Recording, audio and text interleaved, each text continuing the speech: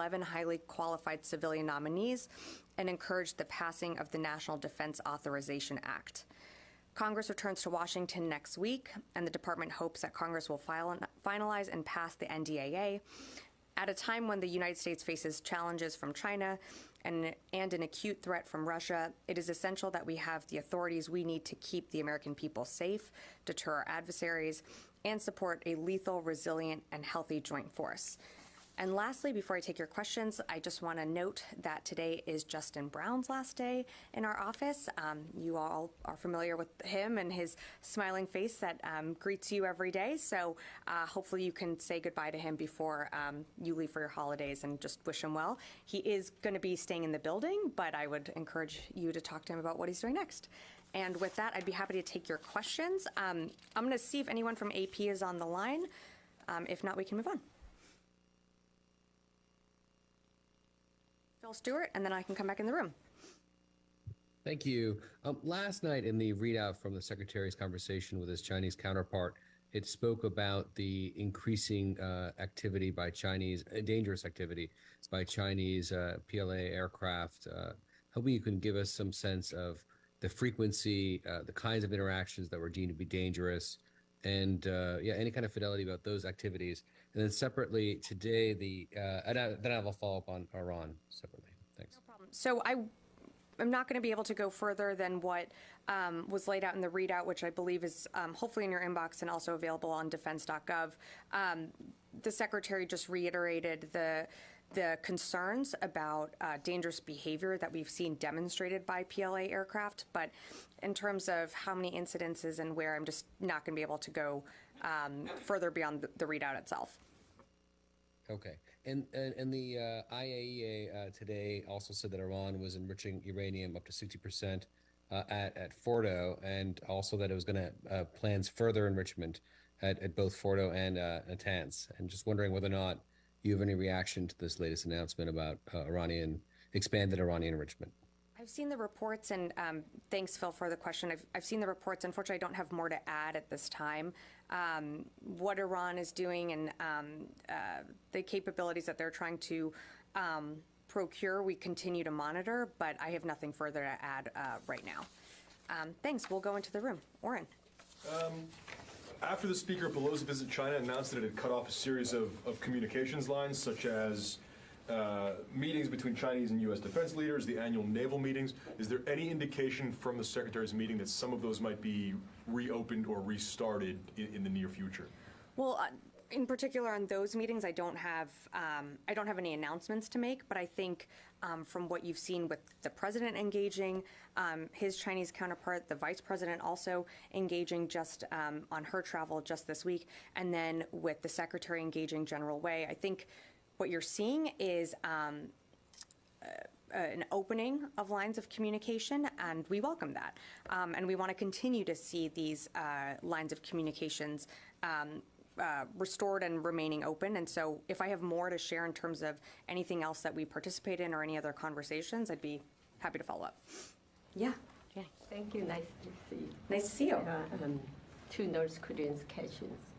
North Korean leader Kim Jong-un unveiled the intercontinental ballistic missile unit for the first time.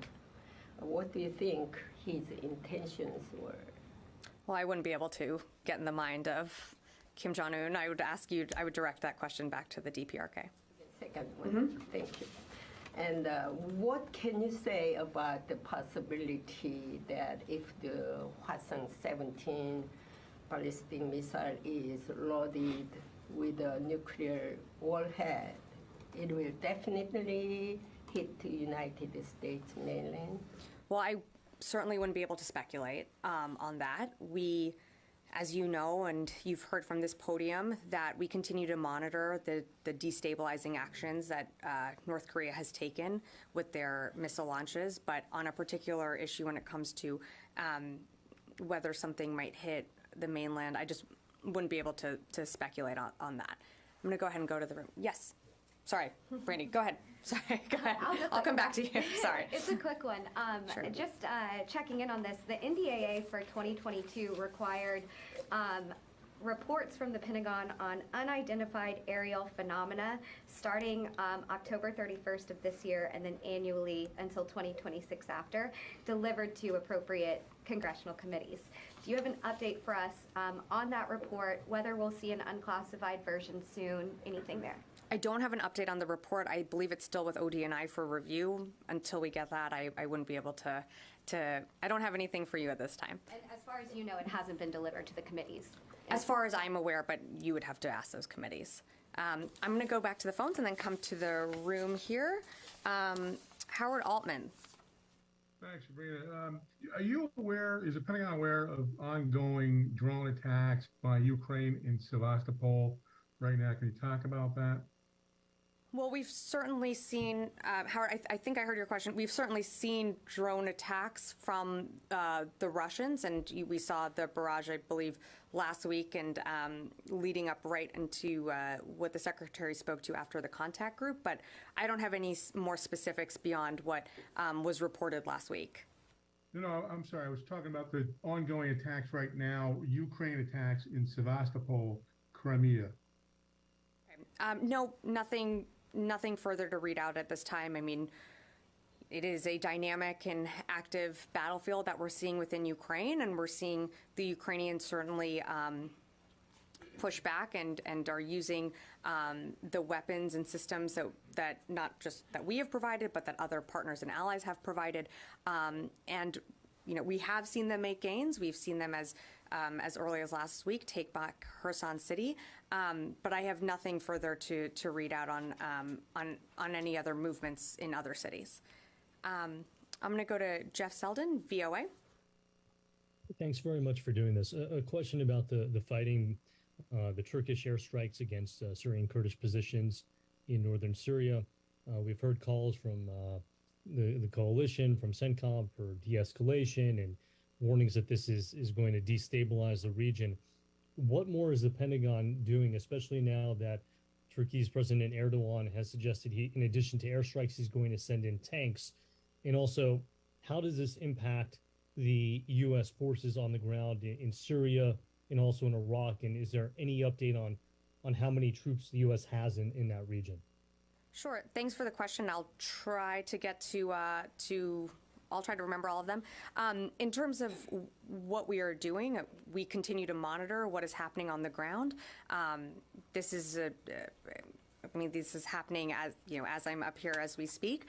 So we continue to monitor what's happening on the ground, and from all aspects of this department, we continue to urge for de-escalation on all sides. And, you know, in our conversations and what we have said publicly is that these strikes from all sides risk our mission, which is to defeat ISIS, the enduring defeat of ISIS. And so we are going to continue to monitor what's happening on the ground and make sure that our forces are safe, and there has been no change to our force posture right now in the region. But for further questions on our forces, I would direct you to CENTCOM. Okay, great. I'm going to come back in the room. Yes. Thanks, Sabrina. Sure. Last Tuesday, the White House announced it was sending to the Hill a $37.7 billion request for more aid for Ukraine.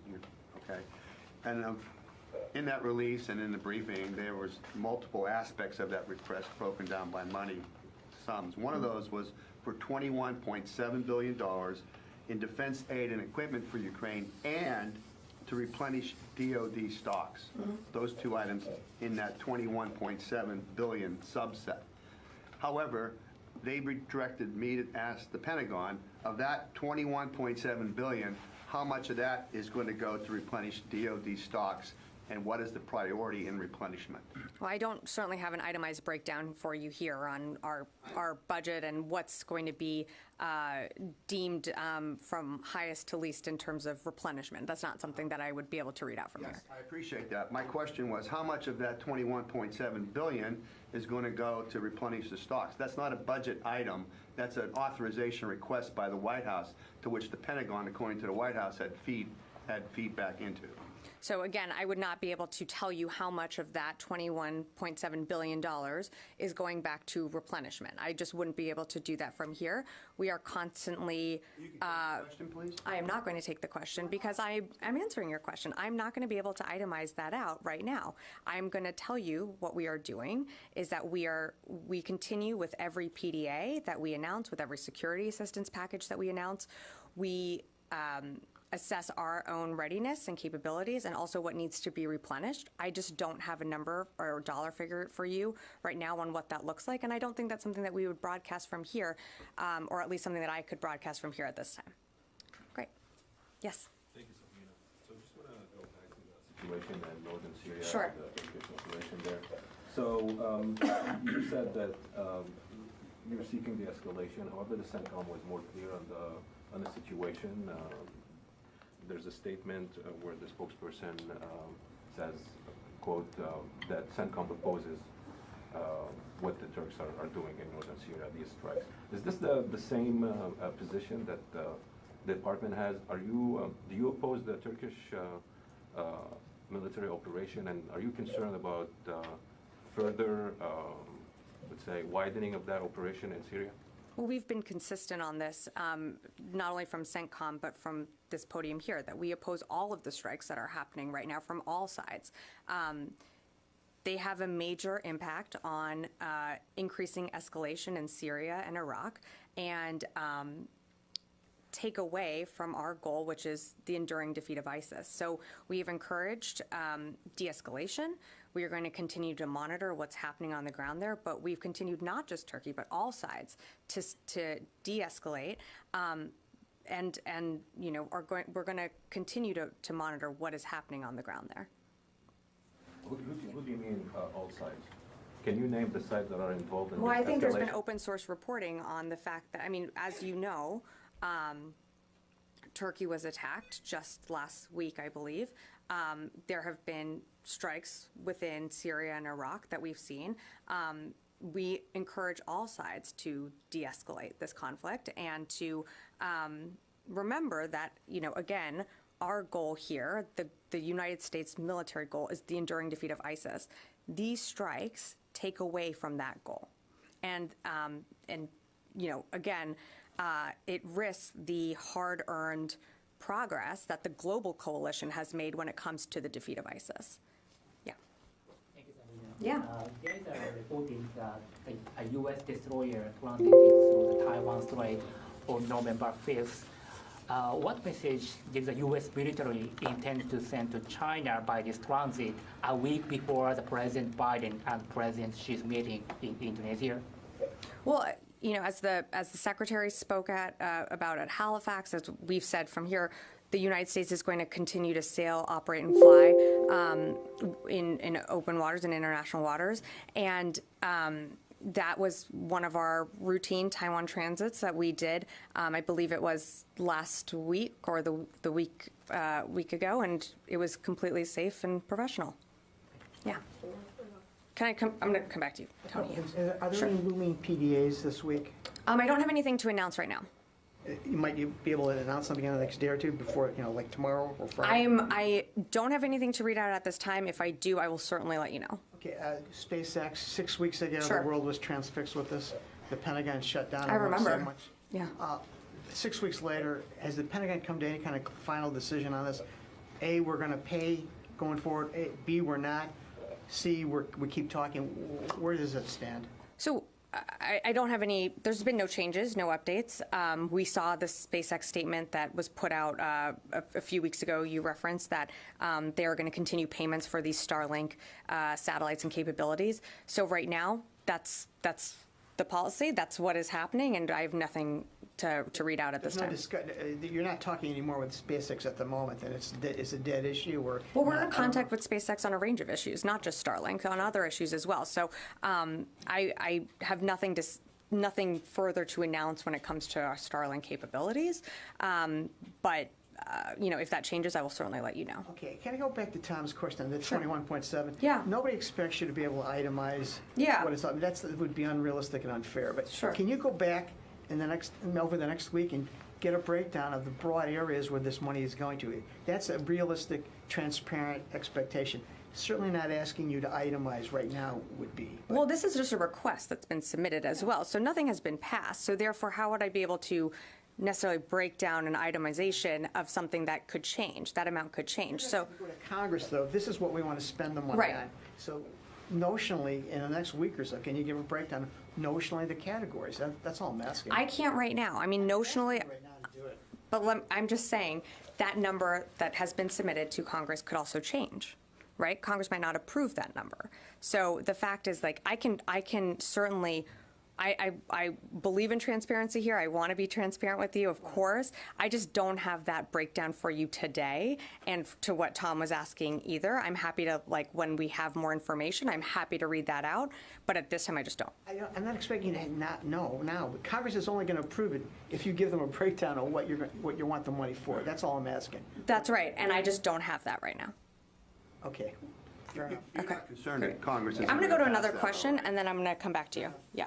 Thanks, Sabrina. I had a question about TikTok. Are there any discussions to review or amend the policy on TikTok? Right now, it can be used on government devices, but yet it's used widely on personal devices, and there are a lot of concerns about security around that. So right now, our policy hasn't changed. If it does, I would certainly be able to update you on that. But for in terms of personal use on devices, that's not something we monitor. We, of course, are monitoring the government or encouraging folks to be safe on their government devices. So I just have nothing in terms of our policy. You can't say whether there's any discussion right now that... Not at the moment. Not at the moment. I mean, nothing has changed in our policy, but if that does, I'm happy to update you. Yeah. Thank you for taking my question. Yeah. So in the face of the tremendous damage that Ukraine has sustained because of the Russian bombing to their infrastructure and civilian populations suffering in the cold and so forth, the DoD has taken a piece of this puzzle in conjunction with another group. And can you say anything about how far the plans have come in terms of addressing the emergency needs, these very urgent needs on the ground in Ukraine? In terms of what's happening, like from the damages that were sustained from last week? The infrastructure, yeah, the heat, plumbing, Sure. all of that. And I know there has been a group that's formed, but I'm just wondering if Yeah, there the have been Ukraine. advancements. Yeah, I mean, the Ukraine contact group, part of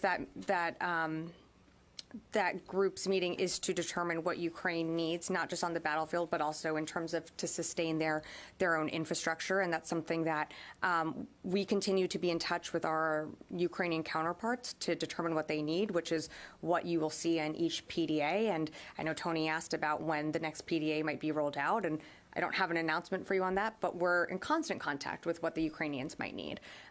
We're certainly aware that there have been extreme damages to their electrical grid and infrastructure, and that's something that we're thinking through in terms of what we can provide them. And then, also we know they're heading into a really tough, cold winter, which is why we've provided boots, gloves, hats, which Tom has asked about before, in terms of what that looks like, and we've provided that to the Ukrainians because we know that we'll need that they'll need that on the battlefield. And so. Just to get back to the heart of your question, we continue to assess what they need. And that continues to change. And we've seen these strikes by these Iranian-made drones have devastating impacts on civilian infrastructure, on targets that are not military targets. And so we're going to continue to do what we can to provide them what they need. And it's not just us. It's our partners and allies around the world that are working together to make sure that the Ukrainians have what they need for this winter. Yeah. Gordon, nice to see you. Nice to see you. Just on that, you have now another group of bipartisan lawmakers asking the Secretary to reconsider his decision or parent decision on the Gray Eagle drones, the advanced drones for Ukraine. Do you have any responses to if it's still under consideration or what the rationale is for deciding not to give them thus far? I would say that nothing has been decided. We are always assessing and evaluating what we can send to Ukraine. But in terms of the Gray Eagles, no decision has been made. We have to examine what impact it would have on us and specifically for the Army, but nothing has been rolled out. Do you know anything about the rationale, though, thus far for not providing them? I mean, it's something that we're assessing. I wouldn't be able to go beyond that. I think in terms of just on the larger scope of rationale, we feel that what we've provided them so far has been they've been more than capable of using, and they've been more than capable of having instrumental gains on the battlefield. And so when and if there's a time that we provide the Gray Eagle, I'll certainly be reading that out. And I'm sure you'll be interested as well. Yeah. Nice to see you. During the meeting with his Chinese counterpart, Secretary Austin highlighted the need to reopen lines of communication and military dialogues in order to manage the competition responsibly. Has there been a positive reaction from the Chinese side regarding these dialogues that the U.S. wants to reopen?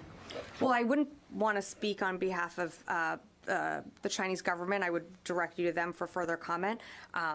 I think that the fact that we're seeing engagement from them certainly shows an openness and a willingness to want to communicate, and so we welcome that. Great. Yes. Sorry, I'll come to the back after that. A spokesperson from Foreign Ministry in Kiev said that the experts from Ukraine and Iran met to discuss the use of Iranian drones in Ukraine. Have you aware about that meetings, and do you encourage these kind of meetings between Iran and Ukraine? I'm sorry, can you repeat the question? Iranian spokesperson put up? It's a Ukrainian spokesperson. Okay. Sorry, can you just repeat the question? He said there's a meeting between Iranian and Ukraine experts from both sides to talk about or discuss the use of Iranian drones in Ukraine. Have you aware about that meetings? I'm not aware of a meeting like that. No. Okay. And do you encourage these kinds of meetings? Well, I mean, I think it would be surprising if there was a meeting like that taking place, given the fact that Iran is providing drones to Russia to kill innocent Ukrainian civilians. So I wouldn't really be able to comment on that any further. I mean, we've seen sort of where Iran is aligned right now, and we're seeing Russia being further isolated by reaching out to countries like Iran and North Korea to resupply what they need. It clearly shows that their own weaknesses, and it clearly shows how isolated they've become in the world. And so I wouldn't be able to comment on a meeting I don't have any awareness about. Yeah. Question, thank you. Sure. Yesterday, General Mark Milley met with the chief of the Israel General Staff, Aviv Kohavi. They discussed the threats that posed by Iran. So is there any coordination between the DOD and the Israel recently about any response maybe will be happen against Iran after the Iranian threats has been arise recently? I saw the readout. I have nothing more to add to that. I would direct you to the Joint Staff for any further information or details on that meeting. Yeah, of course. Yeah, go ahead. Yesterday in the readout, or this morning in the readout with Secretary Austin, we used the word, or it was used, discussed multiple times. Secretary Austin discussed Russia's unprovoked war against Ukraine. So basically they had a conversation instead of talks. When we say Russia, we use talks. Are we planning on having talks with China, something more substantial, instead of, are they going to go in a room and just discuss talking points? Seems like a bit of parsing of words here. Some of these, different yeah. things. Yeah. One is we just go in and have a conversation. The other is we go in and have high talks. So I would say that the readout and what the secretary said with his to General Wei is that they discussed the ongoing war in Ukraine. I mean, I don't have more to read out other than what was already announced and what they discussed there. But I guess I wouldn't. I think we're trying to parse a little bit about discussed and talks, and I have nothing further to read out in terms of any conversations or talks with Russia, if that's what you're getting at. We keep using discussed all the time when we're only describing China.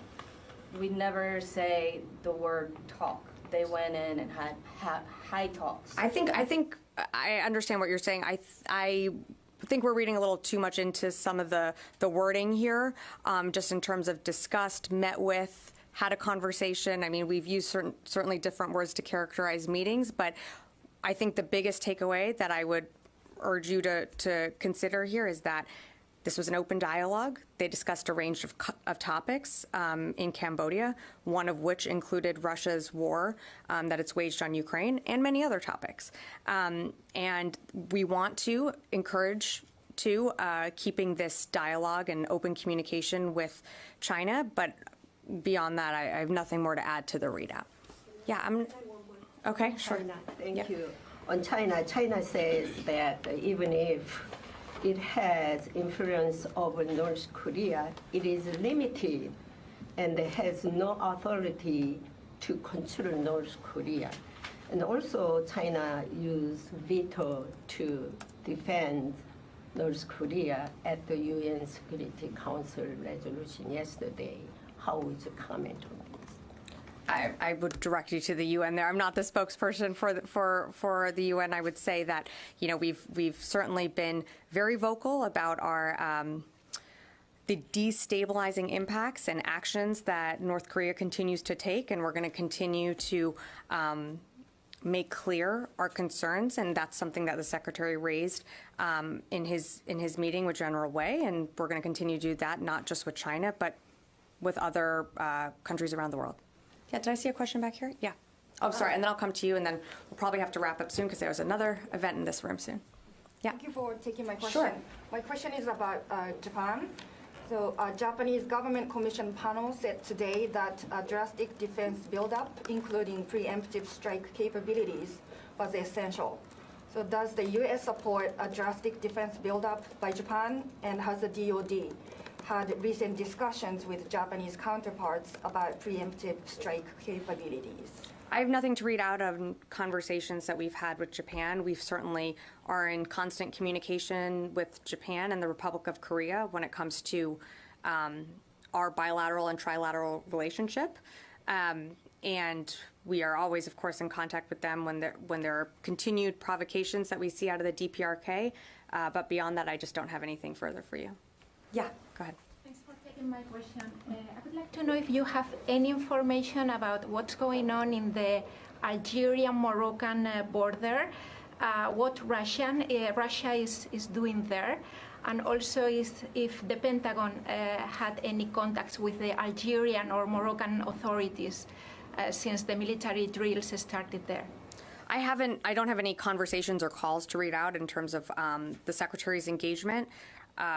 We've seen a Russian presence in North Africa and continue to grow. We consistently monitor Russian actions and some of what they've been doing, but I don't have anything to read out in terms of any response. Great. Okay, well, thank you all. I wanted to wrap up and just say before we go, happy Thanksgiving. I hope everyone has a really great holiday, a restful holiday, and don't forget to say goodbye to Justin Brown before he leaves. All right, thank you, everyone. Thanks. No briefing Friday.